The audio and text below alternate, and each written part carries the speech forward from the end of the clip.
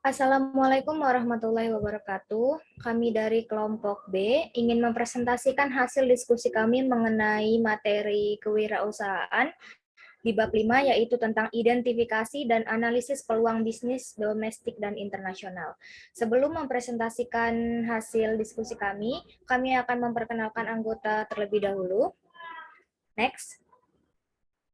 Pertama ada Muhammad Dima Pangestu, Muhammad Iqbal, Karina Ratu Anisya, Ecin Septia, Muhammad Geri Aryan, Nur Huliah, Anissa Papuanita Hefiria, Gina Diah Ayu, Nabila Anggraini, Muhammad Al-Ghifari Amcu, M. Rizky Riko Saputra. Nah, baiklah, materi yang pertama akan langsung disampaikan oleh rekan kami, yaitu Dimas. Kepada Dimas, saya persilahkan. Terima kasih kepada moderator atas kesempatannya. Baiklah, penjelasan yang pertama yaitu tentang pengakuan peluang dan peluang rencana penilaian. Sebagai wirausahawan, peluang sangatlah penting dalam rencana bisnis. Karena dengan peluang, kita akan tahu seberapa besar tingkat keberhasilan dari suatu bisnis. Nah, salah satu cara untuk mengevaluasi peluang adalah melalui pengembangan memilih rencana penilaian peluang. Rencana penilaian peluang tidaklah sama dengan rencana bisnis. Itu dilakukan alih-alih lebih panjang rencana bisnis yang lebih memakan waktu untuk melihat apakah yang ideal atau peluang itu layak dikejar. Dibandingkan dengan rencana bisnis, rencana penilaian peluang itu lebih ringkas, fokus pada peluang, tidak memiliki spreadsheet pada berbasis komputer. Lalu yang kedua, sebuah rencana penilaian peluang memiliki 4 bagian, 2 bagian utama dan 2 bagian kecil. Bagian utama pertama membahas dan mengembangkan ide produk atau layanan, analisis produk, serta dan perusahaan yang bersaing, serta mengidentifikasi keunikan ide dalam istilah proposisi penjualannya yang unik. Bagian ini meliputi deskripsi produk, kebutuhan pasar akan produk atau jasa, aspek spesifik dari produk, dan yang terakhir yaitu produk pesaing. Sekian dari saya. Untuk penjelasan selanjutnya akan dilanjutkan oleh rekan saya bernama Iqbal. Pada Iqbal dipersilahkan.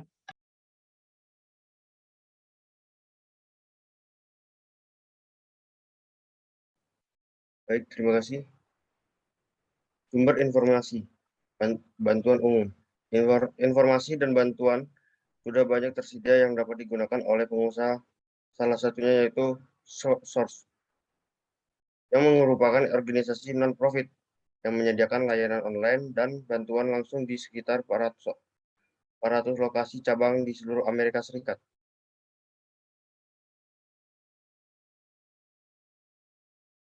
Sumber informasi umum. Sumber informasi ada yang dapat diakses yaitu Pusat Bisnis Kecil Kamar AS, menyediakan bantuan untuk memulai, terutama melalui alat dan sumber daya berbasis web.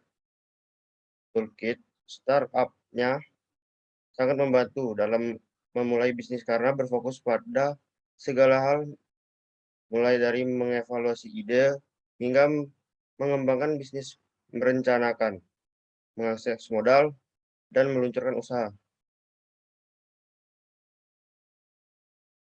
Informasi industri dan pasar.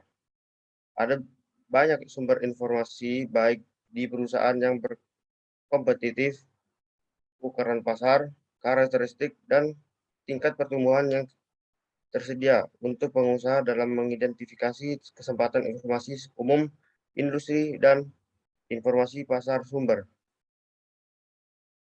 Kompetitif perusahaan dan informasi produk atau jasa, sumber-sumber pemerintah, mesin pencari, asosiasi perdagangan, dan publikasi perdagangan.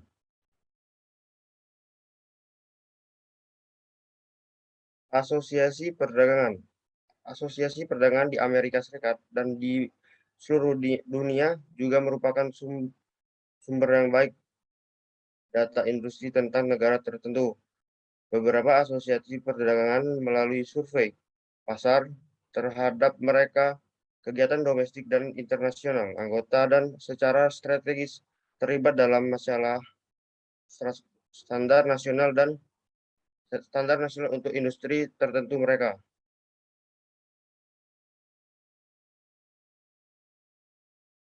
Selanjutnya ditunjukkan oleh rekan saya.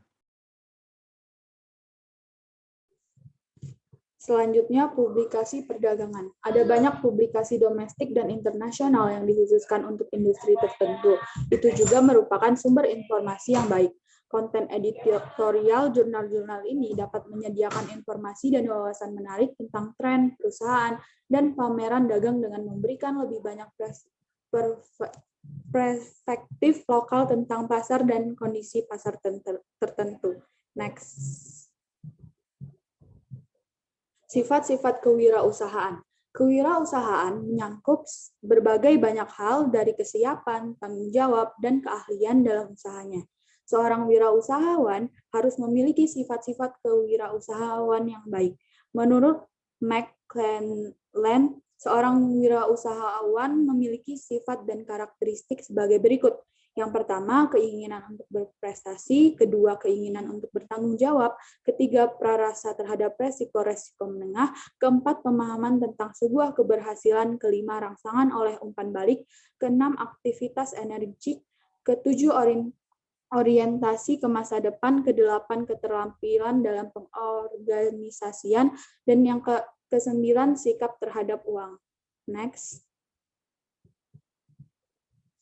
Pentingnya bisnis. Mengapa bisnis itu penting? Karena dengan bisnis, seseorang bisa mengembangkan kemampuan dalam mengolah bahan menjadi produk, manajemen bisnis, dan kemampuan lainnya yang terkait bisnis. Berikut beberapa contoh manfaat dari berbisnis. Yang pertama, untuk mencapai kesejahteraan pemilik, faktor produksi dan masyarakat. Kedua, menciptakan lapangan pekerjaan bagi masyarakat. Ketiga, untuk menunjukkan eksistensi suatu perusahaan dalam jangka panjang. Dan yang keempat, untuk meningkatkan kemajuan dan pertumbuhan ekonomi masyarakat secara umum. Selanjutnya akan disampaikan oleh Ecin Saptia.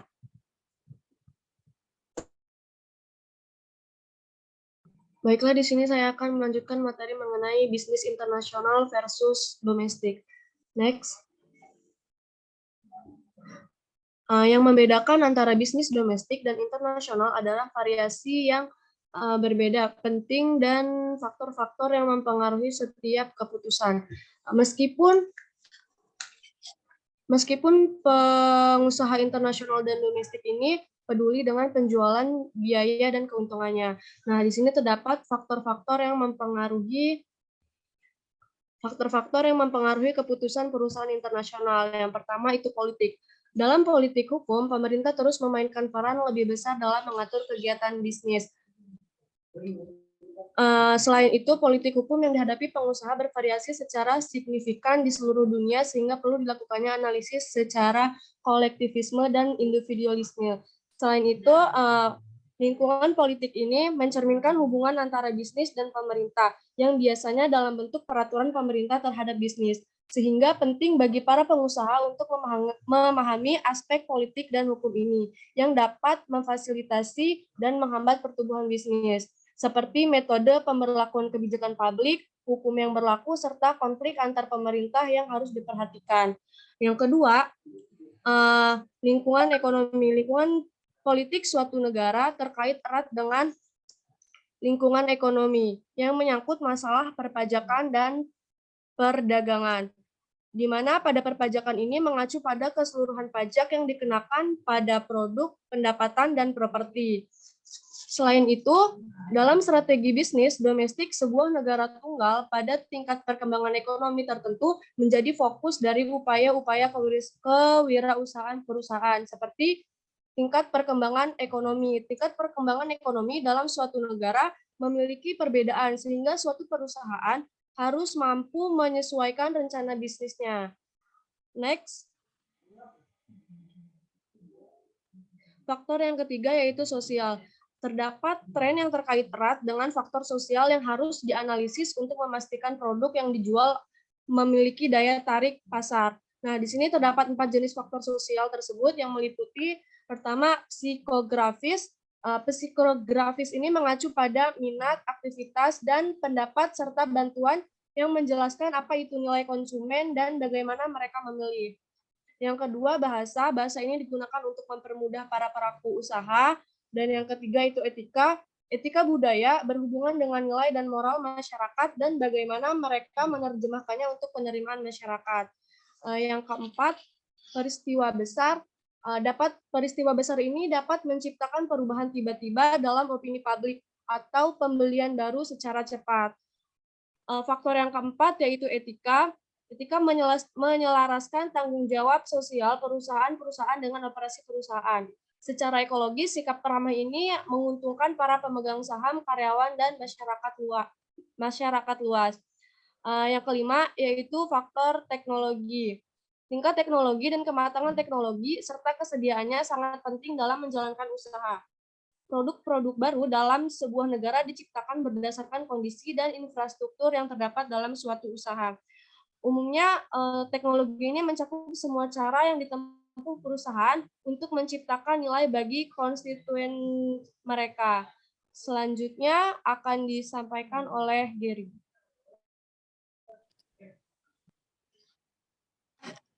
Untuk faktor selanjutnya ada budaya. Budaya telah didefinisikan dengan berbagai cara.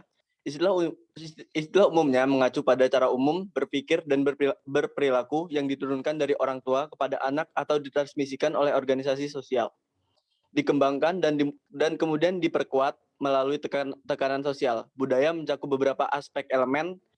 Yang pertama ada bahasa, struktur sosial, agama, filsafat ekonomi dan politik, pendidikan, tata krama, dan adat istiadat, dan juga estetika. Next.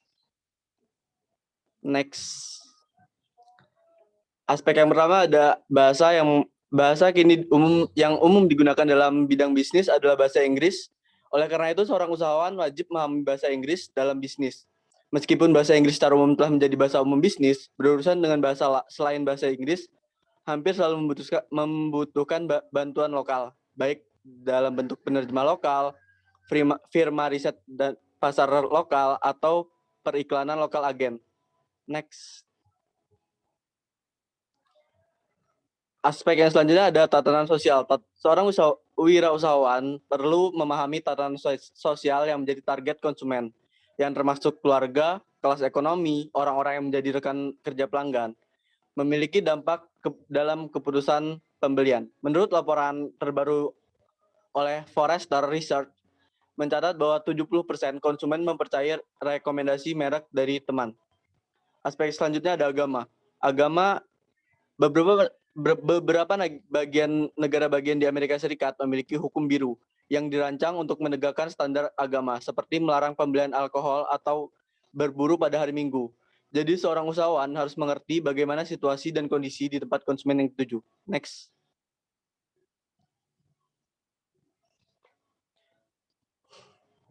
Selanjutnya ada filsafat politik dan ekonomi.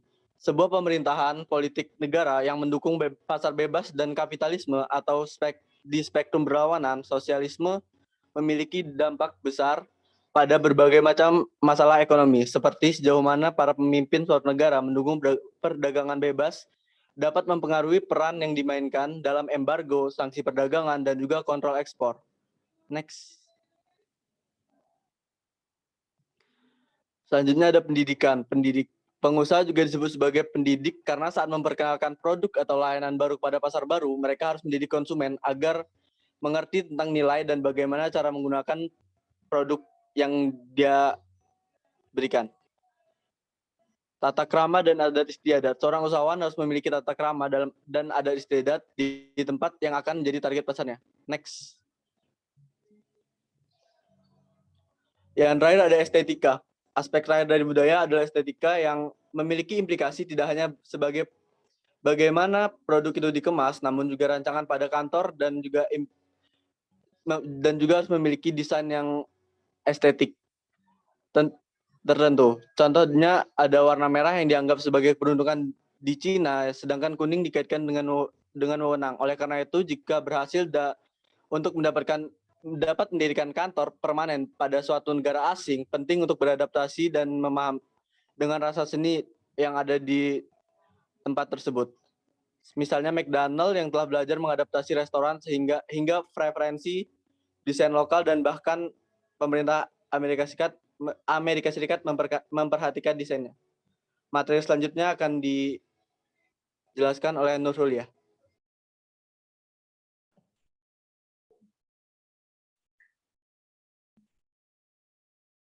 Sistem dan perkembangan ekonomi. Jenis sistem ekonomi pasar yang pertama ekonomi komando, yaitu jenis dan kuantitas barang maupun jasa yang dihasilkan dalam suatu negara.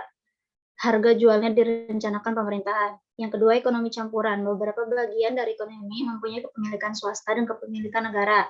Yang ketiga, ekonomi yang diatur oleh negara pemerintahan memainkan peran signifikan dalam berbagai aktivitas investasi perusahaan swasta melalui sebuah penetapan kebijakan industri. Next. Sistem distribusi yang tersedia. Dalam menentukan distribusi yang baik untuk suatu negara pengusaha global perlu mempertimbangkan beberapa faktor. Yang pertama, keseluruhan potensi penjualan. Yang kedua, jumlah dan jenis kompetisi. Yang ketiga, ukuran geografis dan kepadatan negara. Yang keempat, kebijakan investasi negara. Yang kelima, nilai tukar dan pengadilan. Yang keenam, tingkat risiko politik keseluruhan. Dan yang ketujuh, rencana pemasaran. Next.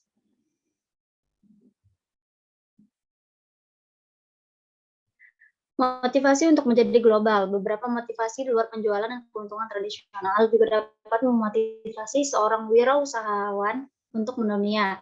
Salah satu motivasi yang lebih dominan adalah keinginan untuk membangun dan memanfaatkan kehadiran global.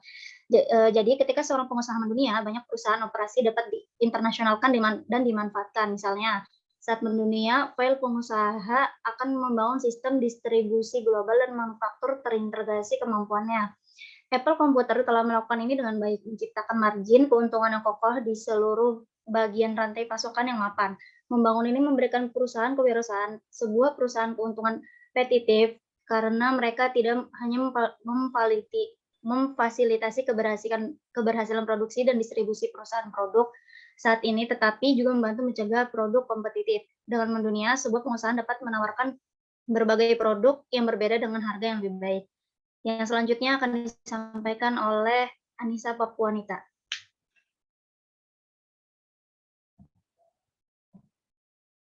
Efek strategis menjadi global. Saat menjadi global, menghadirkan berbagai lingkungan baru dan cara baru untuk melakukan bisnis.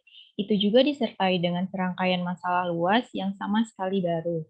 Salah satu efek utama dari pergi ke pusat global, selain konsep kedekatan dengan perusahaan pelanggan dan pelabuhan, kedekatan fisik dan psikologis dengan pasar internasional mempengaruhi cara bisnis terjadi. Kedekatan geografis dengan pasar luar negeri mungkin tidak memberikan kedekatan yang dirasakan kepada pelanggan asing. Terkadang budaya variabel, bahasa, dan faktor hukum dapat membuat pasar luar negeri yang secara geografis dekat tampak jauh secara psikologis. Next.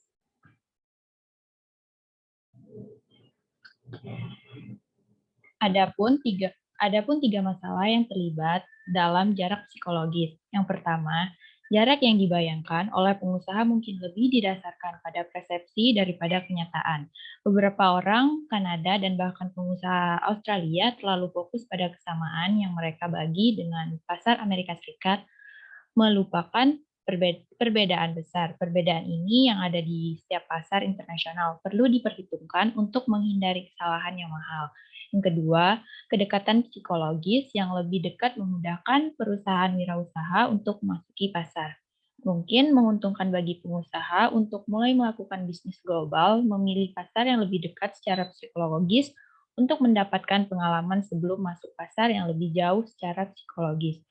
Dan yang ketiga, pengusaha juga harus perlu diingat bahwa ada lebih banyak persamaan daripada perbedaan antar individu pengusaha. Terlepas dari negaranya, setiap pengusaha telah melalui proses kewirausahaan, mengambil risiko, bekerja keras untuk sukses, dan mencintai dengan penuh semangat ide bisnisnya. Sekian presentasi dari saya, selanjutnya akan dilanjutkan oleh Gina Ayu.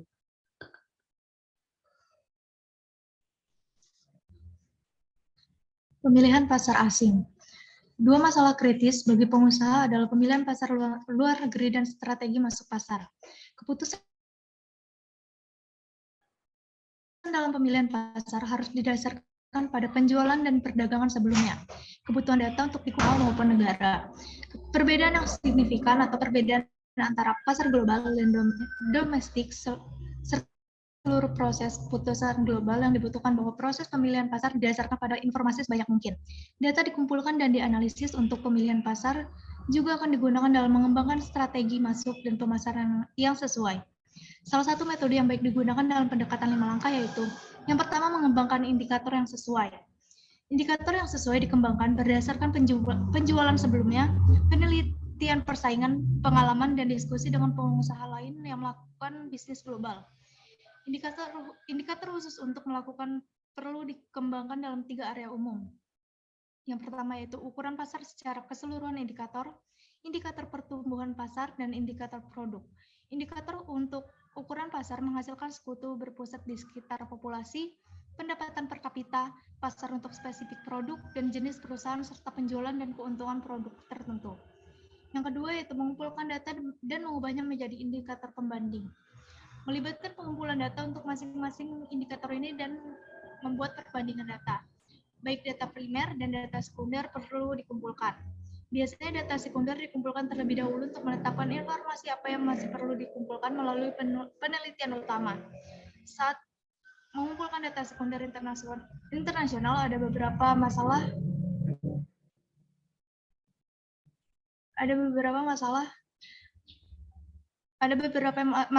yang dapat terjadi berdasarkan tahapan perkembangan ekonomi negara. Masalah yang meliputi komparabilitas, ketersediaan, akurasi, dan biaya. Yang ketiga yaitu menetapkan bobot yang sesuai untuk setiap indikator. Menetapkan bobot yang sesuai dengan indikator untuk mencerminkan pentingnya TENS dalam memprediksi potensi pasar luar negeri. Penetapan poin dan bobot serta pemilihan indikator sangat bervariasi dari satu pengusaha ke pengusaha lainnya dan memang agak sewenang-wenang.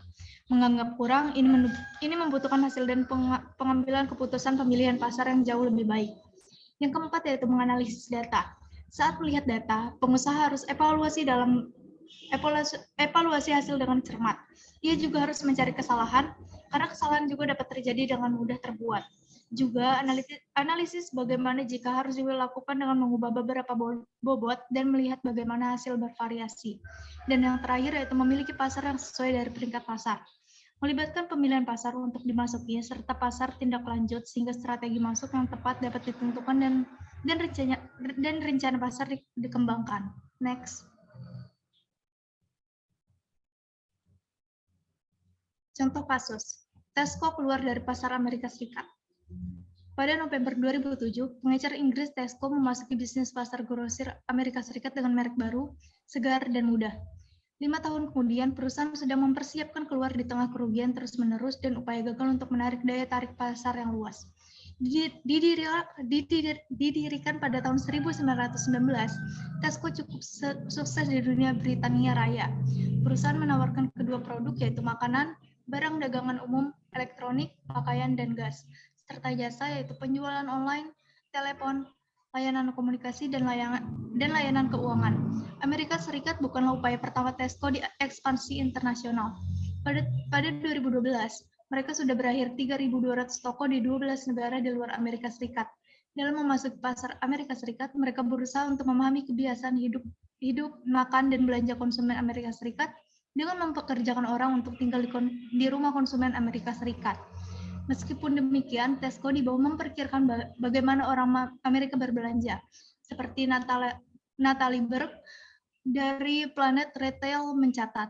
Pada tahun 2011, Fresh dan Easy memiliki 164 toko, kecuali toko secara keseluruhan masih belum menguntungkan. Tesco telah mencoba untuk mengubah strategi yang ada dan bahkan menutup beberapa toko. Tapi tidak ada yang menunjukkan janji yang kuat melanjutkan rencana mereka untuk memiliki 400 toko dalam 5 tahun. Jadi pada 2013, mereka mengumumkan keputusan mereka untuk keluar dari pasar Amerika Serikat dan menjual merek ke lokal perusahaan induk supermarket California.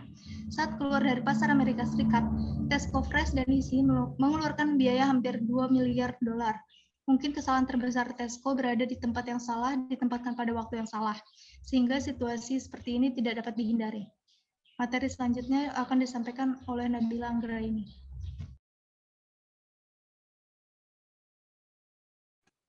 Baiklah, materi selanjutnya yaitu strategi pendaftaran wirausaha. Ada berbagai cara seorang pengusaha dalam memasarkan produknya secara internasional.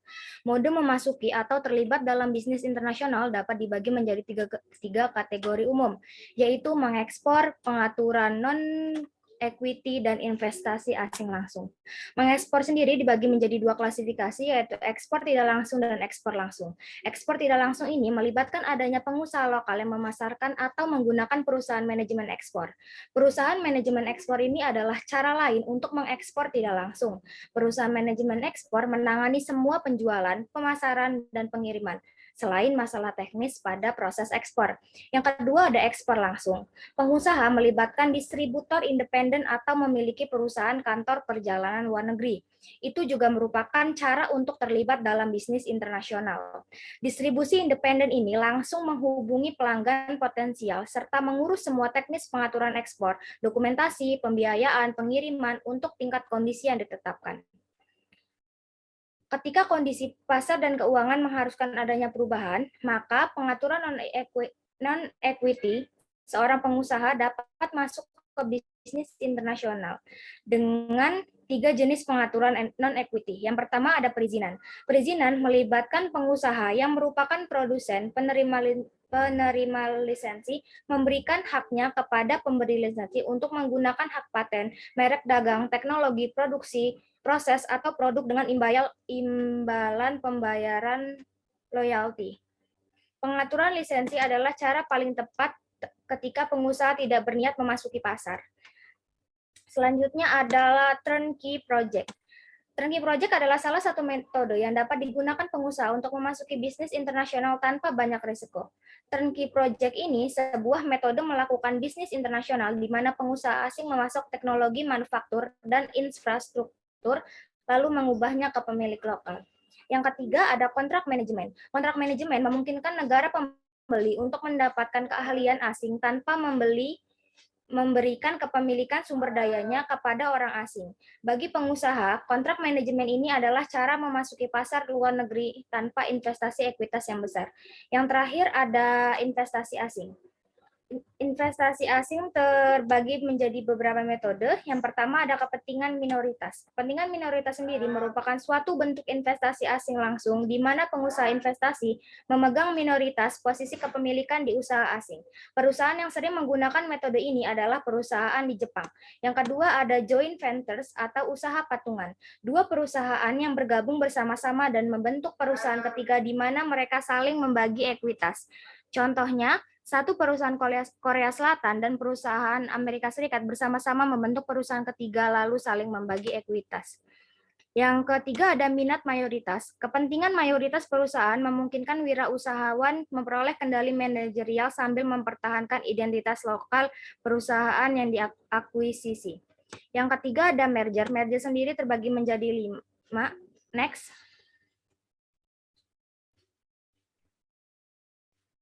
Next. Merger terbagi menjadi 5, ada merger horizontal, yaitu gabungan dua perusahaan yang menghasilkan satu atau lebih produk yang sama atau terkait erat dalam wilayah geografis. Yang kedua ada merger vertikal. Merger vertikal adalah gabungan dari dua atau lebih perusahaan dalam tahap berturut-turut pro-deduction yang sering melibatkan hubungan pembeli dan penjual. Yang ketiga ada perluasan pasar. Perluasan pasar adalah kombinasi dari dua perusahaan yang menjual produk sama tetapi menjual di daerah geografis yang berbeda. Yang ketiga ada pasar eksistensi. Pasar eksistensi ini merupakan perusahaan yang memperoleh serta mengakuisisi kegiatan produksi atau distribusi tetapi tidak memiliki produk yang bersaing satu sama lain. Yang kelima ada aktivitas yang beragam atau aktivitas terdisverifikasi. Ini biasanya melibatkan sebuah perusahaan besar yang tidak tertarik menggunakan sumber daya kasnya untuk memperoleh kekayaan pemegang saham atau secara aktif mengelola perusahaan yang diakuisisi. Merger adalah pilihan strategis yang tepat bagi wirausahawan ketika sinergi hadir. Ada dua faktor yang menyebabkan sinergi itu terjadi. Yang pertama ada skala ekonomi, perpajakan, dan kredit pajak. Yang ketiga ada manfaat yang diterima. Next. Selanjutnya ada kemitraan wirausaha. Cara yang baik bagi pengusaha untuk memasuki pasar internasional adalah bermitra dengan pengusaha. Ada beberapa cara yang dilakukan pengusaha dalam memilih mitra yang baik. Yaitu yang pertama, mengumpulkan informasi terkait dengan industri atau negara yang ingin dijadikan mitra. Cara ini bisa dilakukan dengan cara melakukan bisnis dengan negara lain, dan informasi tersebut juga bisa diperoleh dari pejabat kedutaan. Yang kedua, ada menghadiri pameran dagang yang sesuai dengan bisnisnya. Yang ketiga, ada mengenal individu atau perusahaan calon mitra lebih dalam sebelum resmi membuat perjanjian. Demikian yang bisa saya sampaikan. Selanjutnya akan disampaikan oleh rekan saya, Rizky Riko. Kepada Rizky Riko dipersilakan.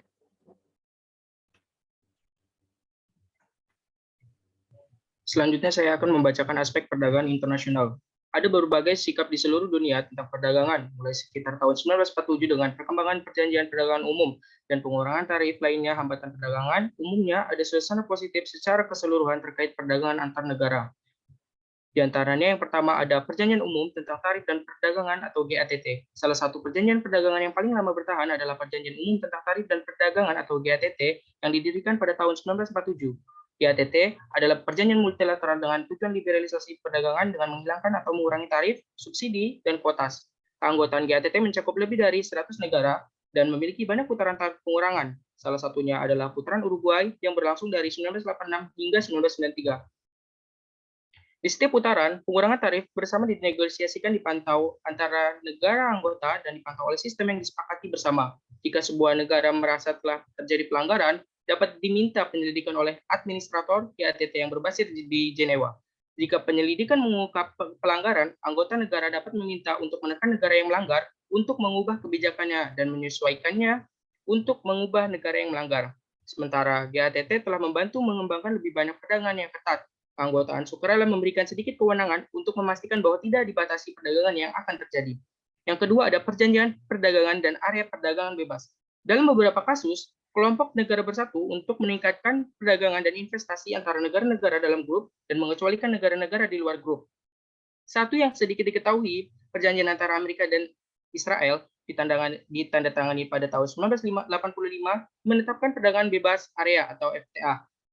Semua tarif dan kuota kecuali pada pertanian tertentu, produk dihapus secara bertahap selama periode 10 tahun. Pada tahun 1989, FTA mulai berlaku antara Kanada dan Amerika Serikat yang menghapus tarif dan kuota antar kedua negara, yang merupakan mitra dagang terbesar satu sama lain. Perjanjian yang baru-baru ini dilaksanakan, yaitu Trans-Pacific Partnership atau TPP, mencakup United negara bagian, Jepang, dan 10 negara lainnya. Bersama-sama menyumbang 40% dari PDB global yang berdampak signifikan pada perdagangan dan investasi antar negara terlepas dari masalah dengan Bank Investasi Infrastruktur Asia.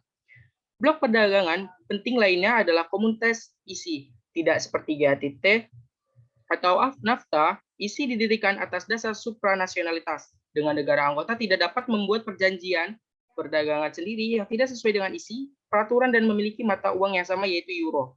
Saat negara ditambahkan, perdagangan isi blok menjadi faktor yang semakin penting bagi pengusaha yang melakukan bisnis internasional. Sekian dari saya, terima kasih. Selanjutnya akan disampaikan oleh rekan saya.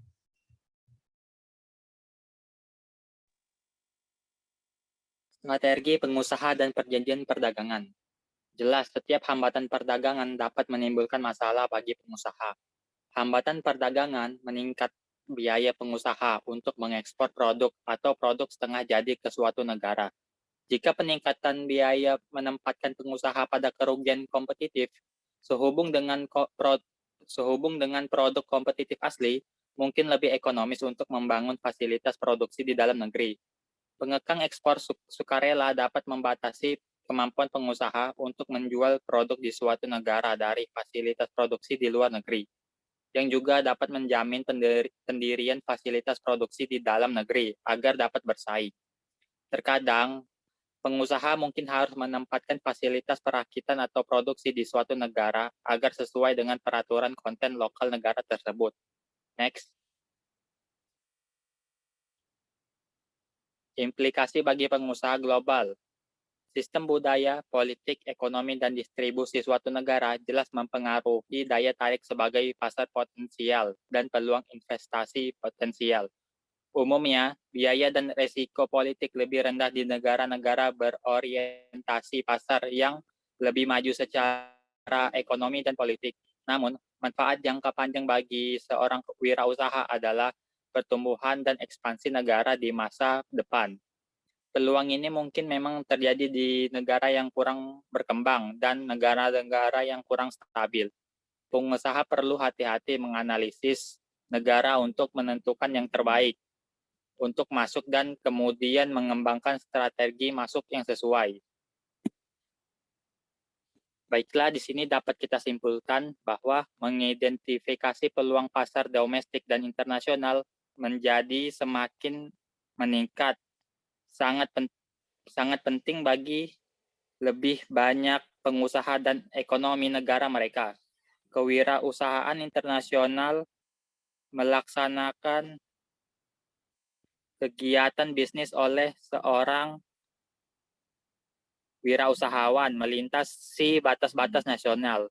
Terjadi jauh lebih awal dalam pertumbuhan usaha baru sebagai peluang terjadi di arena global yang hiperkompetitif. Beberapa faktor ekonomi, tahap perkembangan dengan ekonomi, neraca pembayaran, jenis sistem, lingkungan, politik hukum, lingkungan teknologi, dan lingkungan budaya membuat keputusan mengenai kewirausahaan internasional lebih kompleks daripada itu. Tentang kewirausahaan dalam negeri. Setelah seorang pengusaha memutuskan untuk terlibat dalam bisnis internasional, 3 mode masuk pasar perlu dipertimbangkan: ekspor, pengaturan non-equity, dan pengaturan ekuitas. Setiap mode mencakup beberapa alternatif yang menyediakan berbagai tingkat risiko, kontrol, dan kepemilikan. Pengusaha di Amerika Serikat dapat menemukan rekan-rekan mereka dalam berbagai macam ekonomi. Kewirausahaan berkembang pesat dari London ke Singapura, menyediakan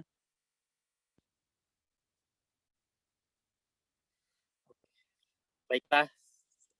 Sekian dari saya, selanjutnya akan diteruskan oleh moderator.